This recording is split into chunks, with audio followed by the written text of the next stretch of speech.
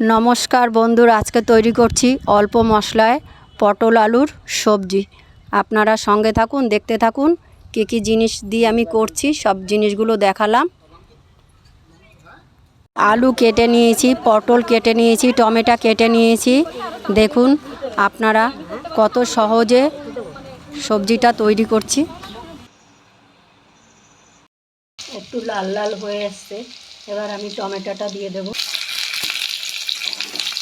টমেটোটা দিয়ে নাড়া করব।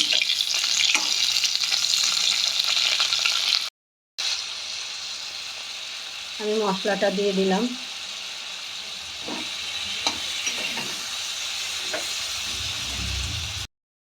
যারা পোস্ত পছন্দ করেন তারা পোস্ত দিতে পারেন। পেঁয়াজ রসুন পছন্দ করলে আলু পটল কষাবার সময় তারা পেঁয়াজ রসুন দিয়ে দিতে পারেন।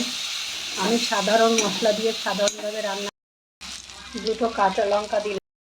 একটু নাড়াচাড়া করে অল্প একটু জল দেবো, যাতে ভাতে সিদ্ধ হবে সেই পরিমাণে আমি অল্প একটু জল দেবো। দেখুন কী সুন্দর ফুটছে, অল্প জলে চাপা দিয়ে দিলাম, সিদ্ধ হবে। দেখুন ঝোল শুকিয়ে এসছে, আমি এখন সবজিটাকে নামাবো। দেখুন আমার আলু পটল কষার সবজি হয়ে গেছে। অল্প সময়ের মধ্যে সামান্য মশলা দিয়ে কত সুন্দর সবজি করেছি। ভাতের সঙ্গে রুটির সাথে খুব ভালো লাগবে। রাত্রেবেলা আপনারা করতে পারেন, সকালে টিফিনে করতে পারেন। যারা অফিসে টিফিন নিয়ে যান তাদের জন্য খুব ভালো সবজি।